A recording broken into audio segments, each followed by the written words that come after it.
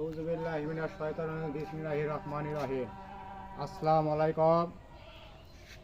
আপনারা তো জানেন সামনে আর একদিন আছে আমরা নির্বাচন। আমরা শহীদ জিয়া রাষ্ট্রপতি জিয়া রহমানের দেশ।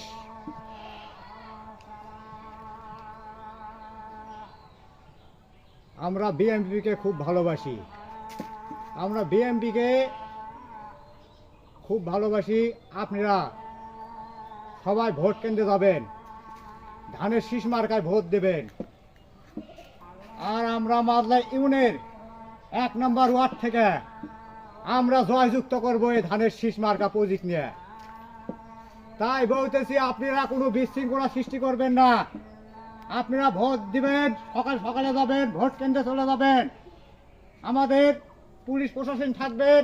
কোনো কেউ বিশৃঙ্খলা সৃষ্টি করলে তাহলে আমরা আইনের ব্যবস্থা নেব। আর আপনারা সবাই তো জানেন আমরা 18 বছর ধরে আমরা কোনো রাজপথে আমরা নামিনি। তাই আমরা বলতে চাই, এই সরকার বিএনপি একটা রাজনৈতিক দল, বড় দল।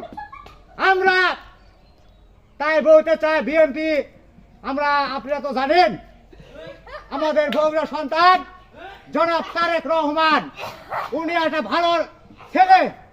তাই আগামী দিনের ভবিষ্যৎ নিয়ে আমরা সরকার গঠন করবো ইনশাআল্লাহ। আর আপনারা জানেন এই শেখ হাসিনা মনে করেন যে সরকার আসলো সেই সরকার হলো ভারতের সরকার। আর এখন যে সরকার হবে সেই সরকার হলো বিএনপি সরকার। তাই আপনারা রাজপথ ছাড়বেন না। আমরা ভোট কেন্দ্রে যাব, ভোট দিব। আর আপনারা মা বোনদেরকে নিয়ে যাবেন ভোট সেন্টারে। পুলিশ প্রশাসন থাকবে, আমাদের সেনাবাহিনী থাকবে, নেতা কর্মী থাকবে।